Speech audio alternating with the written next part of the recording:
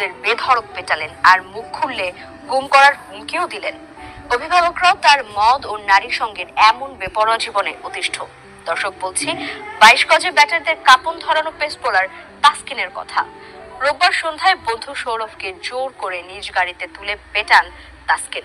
News 24-কে তার ছোটবেলার বন্ধুরা জানান, মদ্যপান ও নারী সঙ্গের কারণে টাইগার স্পিড স্টারের সাথে সম্পর্ক ছিন্ন করায় ঘটেছে এমন ঘটনা। দিন শেষে যাকে পাচ্ছে তাকে মারতেছে, আবার মারার পরে কাউকে টাকা দিচ্ছে, মারার পরে মানে হসপিটালে নিয়েও আবার দেখা ওখানে টাকা দিচ্ছে।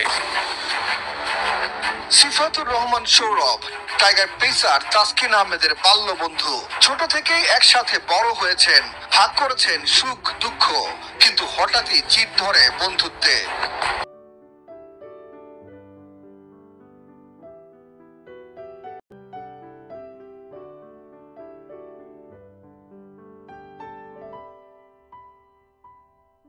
হুট করেই সৌরভকে নিজ গাড়িতে জোর করে তুলে বেধড়ক পেটান ছোটবেলার বন্ধু তাসকিন। কিন্তু কেন ঘটলো এমন ঘটনা? নিউজ 24-কে সৌরভ জানান, মদ্যপান ও নারী সঙ্গের কারণে তাসকিনের সাথে সম্পর্ক ছিন্ন করাতেই এমন ঘটনা ঘটিয়েছেন তিনি।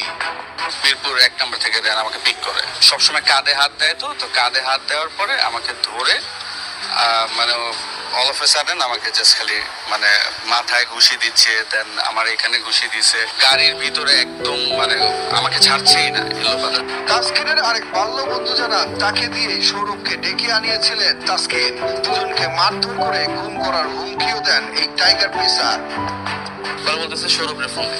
আমি বলছি না, সৌরভের ফোন দিব না। কেন ফোন দিব? ওর উপরে আমার চিজ আছে। একটা টাইমে যে মিরপুরের অপোজিটে যে পাম্পটা আছে, KFC-র অপোজিটে 1 নম্বর সিনেমা হলের পাশে, ওখানে ও দাঁড়ায় ছিল। ওখান থেকে ওকে নিয়েছি। টেকনিক্যাল আস্তে আস্তে ওর সাথে হাতাহাতি, ওর সাথে একটা মেয়ে ছিল। মেয়েরা বলতেছে ফোন দাও, ফোন দিয়ে টাকা আজকে ওদেরকে গায়েব করে দেবো, এই করবো সেই করবো। তাসকিনের পাশের বাসায় বসবাস করা সৌরভের খালা ঝুমা খান জানান, এই ঘটনার পর তাদেরকে শহীদ সারোয়ার্দী হাসপাতালের জরুরি বিভাগে নিয়ে প্রাথমিক চিকিৎসা দেওয়া হয়েছে। আমিও বাইরে ছিলাম, এসে দেখে আমার এই ভাগনাকে মেরে ধরে একাকার অবস্থা। এ ব্যাপারে জানতে তাসকিনকে বেশ কয়েকবার ফোন করলেও তা বন্ধ পাওয়া যায়। হ্যালো চাচা, আসসালামু আলাইকুম। তবে তার বাবা জানান, ছেলেকে নিয়ে তিনি চরম অশান্তিতে আছেন। আপনি দেখে শুনছেন? আমাদের মুখে সাজিদ আমারও বলছে, কি করবো, আমি তো ওরে নিয়ে গর্ব করতাম। কি করবো রে মা, আমার আর বলিস না, তোরা এগুলো বলে আমার লজ্জা লাগে। কোন সঙ্গে পড়ছিল আল্লাহ জানে।